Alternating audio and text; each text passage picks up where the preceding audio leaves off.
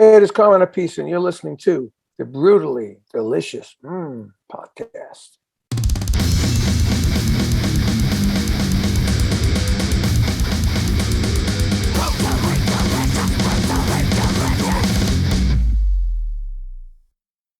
This You is record. There you go. That's a beautiful place, right? Yeah, it must suck. what a rough Yeah, life. it sucks. Yeah, it sucks. Please tell me you're going to go enjoy a cold beverage on the beach later today. Well, we might. We see. Actually, this is we have a house here that we rent, and we have to come. Sadly we have to come here 3 or 4 times a year. Oh man, what a rough Check on the life. house. So when we come, it's not really a vacation, you know. Yeah.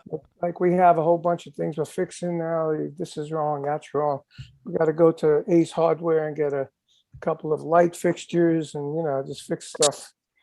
But it's good to hang and relax, because we live in Florida anyway now. So it's not very similar. Instead of the ocean behind us, we have a canal and a lake. Yeah. So Either way, it's not too life is shabby. good in my 70s, Yeah, you don't even look close to 70, dude. Yeah, well, if I take the glasses out, I see all the bags. But, Well, after decades of touring, those are expected, right? yeah, man, we're still doing it. We got a bunch of shows booked. We had a couple of shows for me and my brother booked in February, but it looks like they're going to move those because of the stupid COVID thing. Jeez. Unbelievable, man. This thing is like, we're writing a new song. I'm doing a new King Cobra record. We're writing a new song, and Paul Shotina wrote it about, the COVID thing. He's calling Warriors of the Dark. And I said, we should just call Warriors of the Virus. Nice. So I was just reading about the Guitar Zeus, Right. and I kind of have mixed feelings about it. Not in a weird way, but like you have all of these pardon my language, unfucking believable guitar players playing on that record. I know. and and you are like one of the most iconic rock drummers in history. Oh, well, thank you. I appreciate that. So I live with it every day. I don't view myself as that. Right. But like, so who was more flattered to play with who? That's where I'm conflicted. I mean, Well, I think it was both ways, because I had the way it happened. I had a plan for this stupid thing, Basically, I'm opening up a little root beer barrel. Here, so the worst. That's what the noise is. So basically, it started in like 1992, and I had a band with Jeff Watson and Joe Lynn Turner and Bob Daisley. Not bad guys, right? So, but that was when Nirvana and grunge was big, and we were like dinosaurs. Nobody wanted to hear about us. Right. So we had this band together. And I had a solo album out in 1982. This is 1992. I was trying to get another one. Jeff Watson comes out of Night Ranger, and like that, gets a solo deal. She's a guitar player. And I said, what got to be a guitar player to get a damn solo album again? It's ridiculous. So I said, maybe I'll do a guitar album. I said, yeah, a drummer doing a guitar album. I'll call it Guitar Gods. I get all my friends to play on it. And then we were messing with the name Zeus for the band, which we ended up calling it Mother's Army. I don't know why. I think Zeus is a better name. I said, yeah, I'll call it Guitar Gods. And I said, no, I'll call it Guitar Zeus. That's what I'll do. And I'll get my friends to play on it and blah, blah, blah. And then I went to bed that night. When you're sleeping, you're trying to sleep and your brain's going, I'm thinking, that's a freaking good idea. Guitar Zeus, what a cool name. And I can get my friends to play on it. And then I'm thinking ahead. I said, I can do drum magazines, guitar magazines, rock magazines, and talk about this guitar album. So I said, I'm going to do it. It took me 2 years to find a manager to get me a deal, Really? I was getting, And as I was in those 2 years, I did a clinic at House of Guitars with Brian May. He did a clinic. Freddie had died, and Queen weren't doing anything. So he was doing a clinic at House of Guitars. So was I. It was like a clinic day. Excuse me. So I said, hey, Brian, if I did this album, would you play on it? He goes, yeah. And went to a Ted Nugent gig in LA. Ted, would you play on it? Sure. And then I called my friends, 2 guys in King's X, Doug and Ty. Doug is They awesome. they were still hip, you know, in 92, 93. Right. King's X was like still hip because they were like almost grungy, you know. Right. But they were soulful, you know. And they said, yeah, we play on it. So then I said, now all I need is a record deal. So in 1994, I was going to Japan with Tony Franklin, Kelly Keeling, who was on the second Blue Murder album. And the second Blue Murder album was huge in Japan. So I went there as Rock Super Session Volume 2. I'd gone there in 82 with Volume 1, and we needed a guitar player. So we thought about this guy, Doug Aldrich, who was big in Japan. Nobody knew him in America. So we got a hold of him. He said, I can't do it. But, you know, we had to talk to his manager. And his manager said he can't do it. So we got Mitch Perry to do it. But then I told the manager about this album idea. And he said, I could get a deal for this in Japan. I said, no kidding. He did. Wow. Got me a deal in Japan. Wow. And then while we were there, I'm talking to Kelly. I said, Kelly is a great singer and a great writer like John Sykes. You know, would you want to work with me on the songs? He said, yeah. So I had Kelly, me. Of course, I wanted Tony Franklin on it because I love Tony as a bass player. Playing with Blue Murder was so cool for me with him. You know, I ran after Blue Murder because of Sykes and Tony. They're such great players. You know, so Tony said, yeah, I'll do it. I said, great. And Kelly said, I can play all the rhythm guitars and we'll write the songs. Now we have a deal. Let's go. So that's what we did. The first guy I got on it, Brian May. I gave him a choice of songs. Second guy, Ted Nugent. Third people, Doug and Ty. Now I'm thinking, these guys are going to be drawing cards. You know, for other people, right?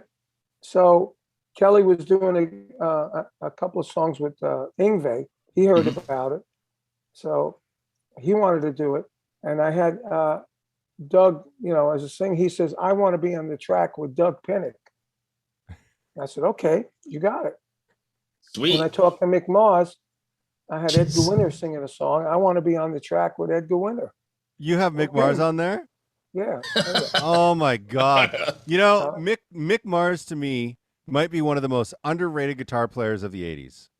Yeah, without a doubt. He's really good because you know what? He's more old school than the other guys. You know, he's more closer to my age. And he's a real good, he's a good player. You know, now he's got that problem with sickness. Where, you know, it's I think it's affecting his whole physical health. Right. You know, but he's a great guy. Good guy. But in terms of having a unique sound, Mick really, like if you hear Mick play, you know it's Mick. Like you don't even have to I had him play slide. Really? Yeah, he played slide on the song. It's the one with Edgar Winter. I have to look at the title. There's some of his 39 songs. You know? Did you do a lot of the production yourself, or did you have somebody else do it? I did most of it myself. I mean, I had this guy. The first album. How does that sound? Pat Regan was like co-producer with me on the second album, and the first guy escapes my name. Yeah, his name escapes me. But anyway, you know, they didn't totally produce it. I was there. You know, I had to approve everything. Right. You know, so because this was like my deal. You know, and I wrote songs with Kelly. We had a special tuning for the album. You guys either guitar players, any of you? I am, yeah.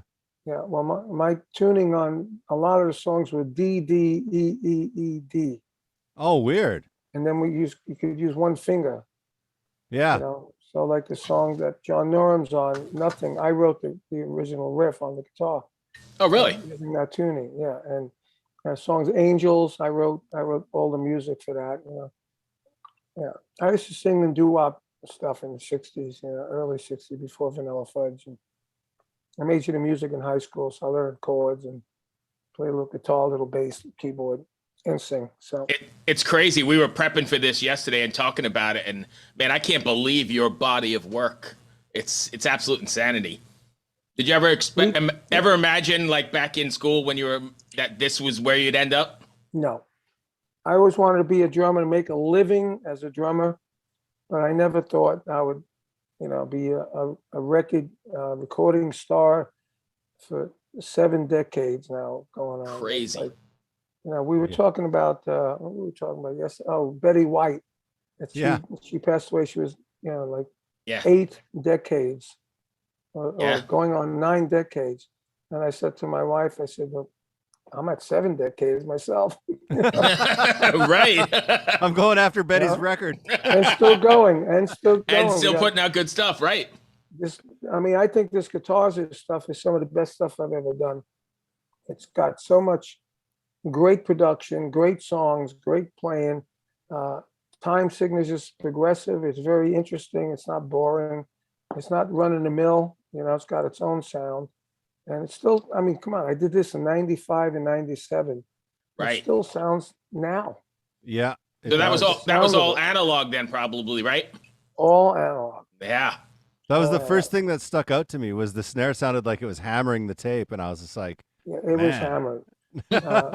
I use all my Andy Johns miking techniques that I learned cool. with Andy during the Rod Stewart and the BBA days. May he rest in peace. I'm actually working on Andy John's drum library right now. So what do you mean? I own a software company. Oh, really? And he did a drum library with a company called Platinum Samples a long time ago. And anyways, we've developed our own player with Platinum Samples, and we're converting Andy John's drum library over to that. So do you market it and all that stuff too? It will be marketed, heavily. Oh, yeah. You should do the Carmine drum library. We can.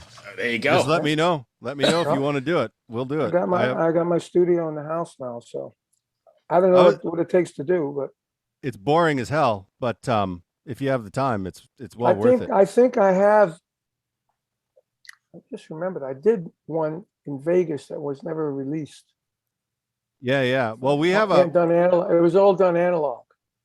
Oh wow, that would be hard. That would be difficult. But we have that'd be difficult. Well, it's digital now.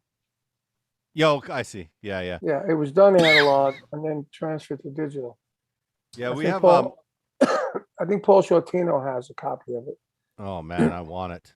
We have a proprietary sampling technique that we give to the artists that we work with. And then we built all the front end software to get it ready and make it playable and all that kind of stuff.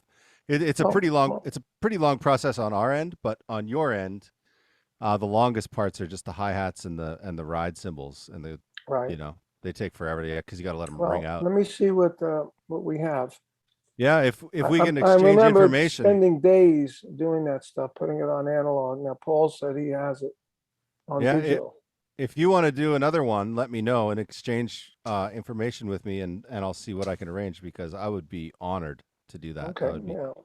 That actually leads to my next question, though. Sorry to get off topic that way, but your snare sound is, most drummers have a snare sound that they keep, and they use that throughout their career. Mm-hmm.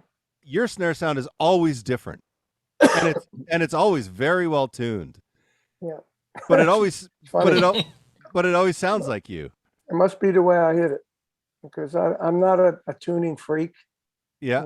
I do use different snares. In my studio now, I've been using mostly 2003 Slingerland Radio King snare, 5-inch. Oh, I love that drum. All right. But on this, which track did I use it on? I just used it on a new track for King Cobra. I have a 1924 Ludwig Black Beauty, 15-inch. Oh. And that's a little fatter sounding. And it really sounds good. That's a bit wide. That's nice. Yeah, it's really nice. And I got a UV1 head on it, Evans UV1. Yeah. And on my Slingerland, I have the Carmine Aquarian head on it, which has really great bite to it. Yeah, the Aquarian heads have a lot of nice attack to them. They're really then cool. I'm using my 1971 24x15 bass drums, Ludwig's. Wow, man. Just sound unbelievable, these bass drums. And I'm using beaters, the regular beaters. Yeah. Not that plastic crap, Yeah, so like you're talking like the wood beater? No.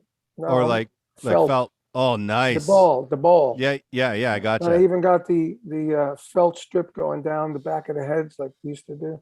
Yeah. what heads are you using? And I don't use pillows. I use newspaper inside the bass drums. Really? You know what? I actually learned this trick from a drummer named Pat Stewart. I don't know if you know him. He played with Bryan Adams for years and years and years. Mm-mm. And I I so. think he told me he learned it by reading about an article from you. Yeah. And he would shred up newspaper and put them in the toms specifically. Oh, and the toms too. I never done the toms. Yeah. That's interesting. Oh. Yeah. But anyways, I'm that was gonna just try that. I'm gonna try that. that's a off topic I conversation. put them in. Well, I got it from Dino Danelli. Yeah. And we used to varnish the inside of the bass drums to seal up all the pores. And then you put newspaper strips like 3 inches wide, like strip them up and Yeah. put a palm about maybe that high in the bass drum. And Yeah. it takes away all the bad harmonics you don't want to hear, all the Yeah. tones, but it doesn't make it sound like a pillow, like that, you know? I understand. Yeah. It still sounds like a drum. Yeah. Interesting. It still resonates, but it doesn't go. It Yeah, doesn't yeah. go- And the bass drum itself is 24 by 15, which is longer, you know. Oh my God. And it's wood in 1971. It's prime wood now, you know. It just sounds Right. great. How many issues of a newspaper do you have to put in each of those drums? My God, that's a big drum. No, you just pile this much up. I mean, it usually takes about three pages of a regular newspaper, you know, both sides. Yeah. Interesting. You know, so you got like, you rip it up, you get like maybe 4 or 5 out of each page. So you put like 20 sheets in there. Well, man, I really Yeah. appreciate you sharing this stuff with me because I'm a geek for drums. I'm not a drummer at all. I'm getting. Have you heard my Energy Overload record? I don't know if I have, most likely, but I'm Okay, terrible well, with names. No, it's new. It's a instrumental record, and I did it at my studio. Energy And, Overload. Yeah, Energy Overload. You can put it in the computer on YouTube. Okay, with Fernando. Yeah, with Fernando, right? And Okay. look at the track Energy Overload. Okay. I think that was done with these bass drums. Okay, I got it logged in here. I'll check it after the Yeah, check interview. it out. Yeah, Yeah, it's got man, a kick-ass drum sound. You know. that's crazy.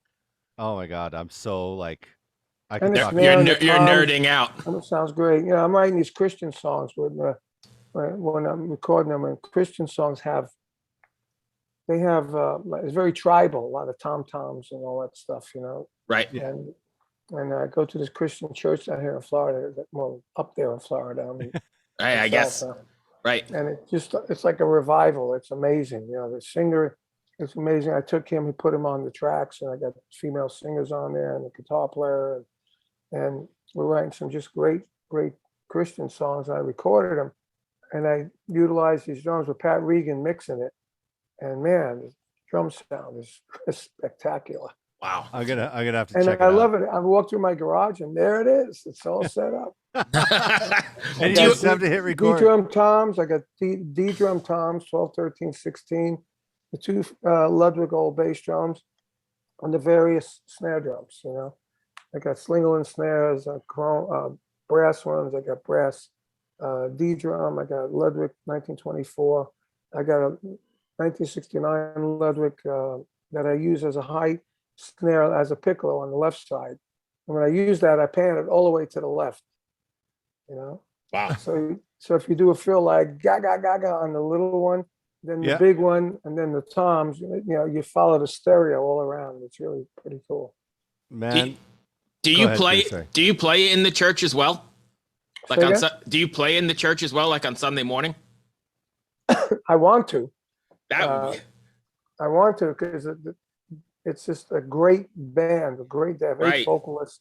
It sounds like a gospel thing. I love all that stuff. You know? Oh, yeah. And, matter of fact, when I joined the church, when I first started going, they had an electronic drum set, and I said, "Oh, dude, I got to get you some drums." I got them a D drum kit.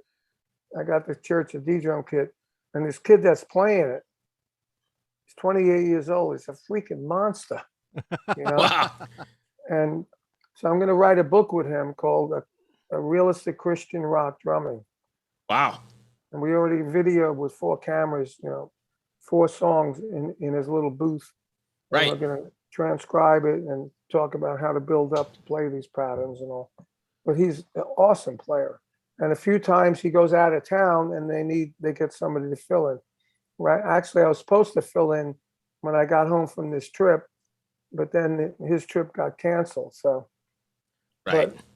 but I got the church behind me on the songs that we're going to do. So So at some point I'm going to play the church stuff with the church with 2 drummers.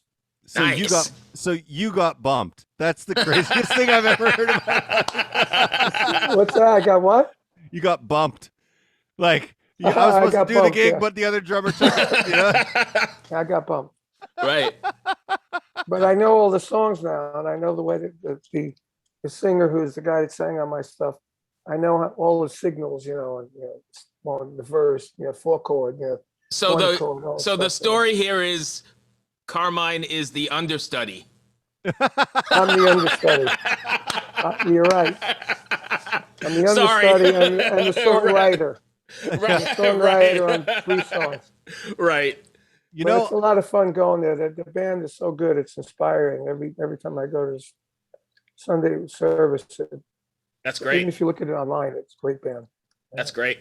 when I was a kid, one of my favorite songs in the world was Young Turk or Young Turks. Oh my God, no kidding. And I didn't even know that was the name of the song because that's not in the song at all anywhere. No, I know. That was funny, right? Yeah, I yeah. get asked about that a lot. So Yeah. I was just like, when I realized when I was looking this up that you co-wrote that song, I was Right. just like, I have been listening to this guy for decades, and I didn't even know half the time that I was. Yeah. How? Well, do you and think not- I'm sexy? There was even bigger, Yeah. Yeah.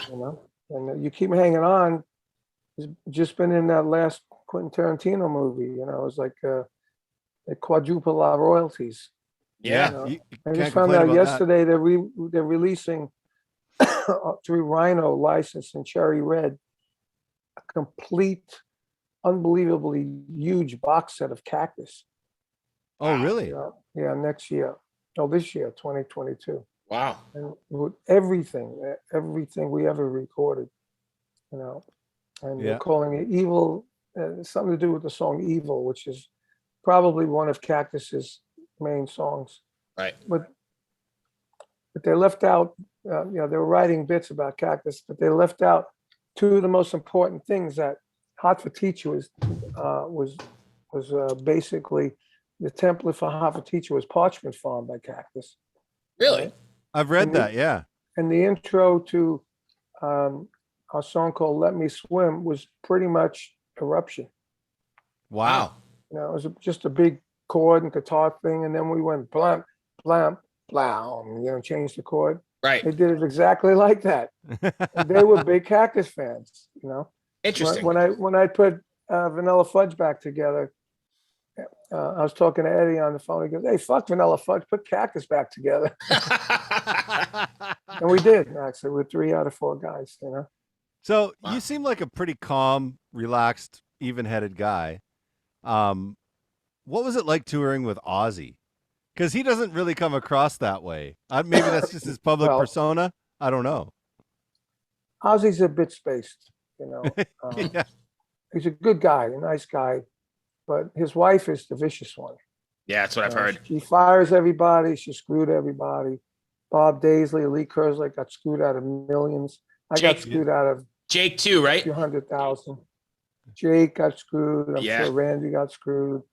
Everybody that works with them, and it's not Ozzy, Right. After she fired me because she said my name was too big, they need more of a. They need more. That's what she told me. She said your name's too big. We need more of a side man, so we're getting Tommy Aldridge back. And I was replacing Tommy Aldridge because they didn't like what he did on the album. When they called me in to help finish the album and fix the drum sound, and with me and Tony Bon Jovi, I had an associate producer credit on the first 500,000 Bark at the Moon product. Oh, really? Yeah. So I If know you I. have a Bark at the Moon that's associate producing Carmine Appice. That was one of the first 500,000. I was supposed to get paid for that, which I never did. Wow. I'm trying to think when I saw you, because I saw you back. Were you on the Diary tour? No, I was on Bark at the Moon. Just Bark at the Moon? Yeah. Okay, so I definitely had seen that show And I was only on it from October till March, you know. Yeah, And I she mean, I came definitely in. remember seeing you for sure. I mean, come on. I had my own merch on the tour. I had my own PR guy. But Right. she worked out the deal with my manager. They called me. I didn't call them. Right. You know, they called me, and I was doing fine with what I was doing. And Right. I was a spokesperson for Mattel's and Sonic's drums. I was in Cannes, France, when they called me. I was making a lot of money from them, getting a lot of visibility, and doing Vanilla Fudge albums. I did an album with Rick Derringer, myself, and I worked with Posture Records. I developed the drum sound with Dwayne Barron that created the Pasha sound, you know, that Quiet Riot used. Yeah, I was gonna say, I think that's like the whole mental health stuff, right? Yeah. Yeah. So every time when it went big, I said to Frankie, I said, man, you're the first one that used my drum sound, you know, other than me at Pasha. And it's gone huge. He said, thank you, and gave me a kiss on the cheek. He was a Yeah. great guy. We interviewed him. He was a good guy. We interviewed him just before, or actually, I think right about the time he got sick, and he was so gracious and so He's nice. a nice guy. Yeah. Every time we used to do stuff together, like Bonzo Bash and stuff, he'd always come to the rehearsal place with pasta. You know, Yeah. He'd always give me a kiss and a hug. And Yeah. he was always a wonderful guy. I especially with me. remember we were good friends. We were supposed to have an interview with him, and we called the number, and his wife answered, and Yeah. she's like, "Hello." We're like, Bruce is like, we're supposed to have an interview." She's like, "I don't think so." Bruce is like, okay. Yeah, she's the manager. She would know. Right. And then Bruce is like, I can't remember the publicist that set it up. And she goes, "Well, let me check." And all of a sudden you hear her like go up the stairs. "Hey, do you have an interview?" He's like, "I don't know, but I'll do it." And he just came No, down. he's a good guy. He's a good guy. And he He was chatted great. with us for a I long time. I never had any bad words to say about Frankie ever. You know, I don't think anybody he's did. always That's a like nice guy. that was his reputation in the business, as just being like Yeah. sort of like Eric Carr, right? Just a really nice guy. Yeah, another nice guy. I remember seeing him after he got sick, then he supposedly got better. Right. And then I saw him backstage at a gig in LA, and he looked so bad. You know, But he super didn't guy, look like too. he was a nice guy. Yeah. I think And he Eric just Singer, played in another Vegas. nice guy. Eric Singer just played. Yeah. Eric Singer and who was it? They just played the Kiss Cruise, and then they did a show at Vamped in Vegas. Both Oh, those wow. guys. Right. Oh yeah, who kissed it? No, not Kiss. It was Eric. Eric. Yeah. Yeah, But- Eric was discovered at my drum off. You know the Guitar Center drum offs. Yeah. I started that in 1980. I loved Eric in Badlands. My God. Yeah, Eric was bad. He's a great player. Alice Cooper, he was great. Now Alice Cooper. So let's take it back to Carmine for a second because we're running up against our time. But King Cobra, I'm excited to hear about that. When is that? When are you looking to do something with that? Well, that's an interesting. I don't know, dude. I'm working with Rowan Robinson and Carlos Cavazza. Wow.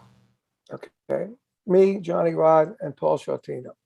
So we're writing songs. So first we started with Rowan.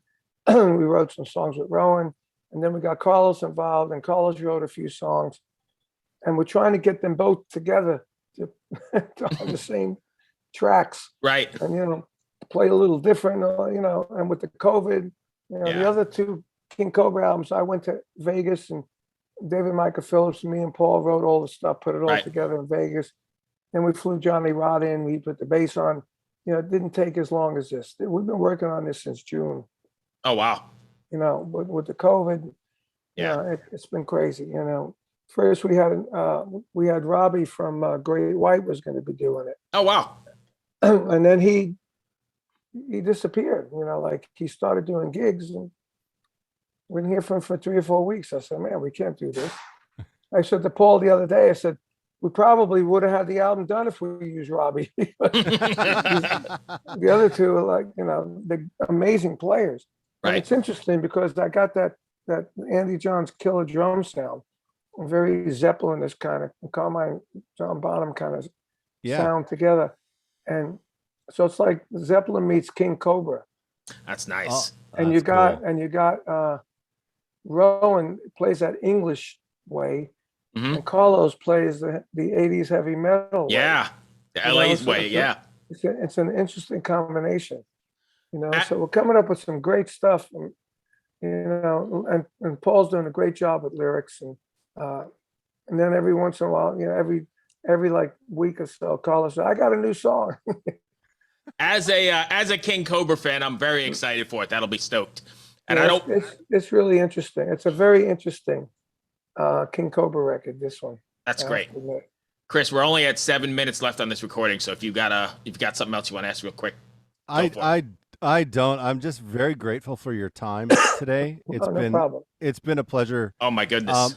Because I actually didn't know how much of an influence you were on me until I started prepping for this interview, and I realized just what you have done, that I grew up. Right, it's a soundtrack to my life. Yeah, trying to emulate. Like Well, I thank hadn't. Like that's a good name for a compilation for me. Soundtrack to your life. Soundtrack of my life. Yeah. That's a good I name. literally used to use a tennis racket as an air guitar or a microphone for Did Young you read Turk. my book? You No. guys, Stick It, My Life of Sex, Drums, and Rock and Roll. You should read that. I'll check it Okay, out. I will. That's Yeah, 'cause awesome. it has, you know, I mean, Led Zeppelin opened up for Vanilla Fudge. We paid half the fee. Crazy. You know, we were sold out. The promoter didn't want them. You know, our agent pushed it on, and we said, "I'll tell you what, Vanilla Fudge will pay half. $1,500 it was. We Wow. paid $750.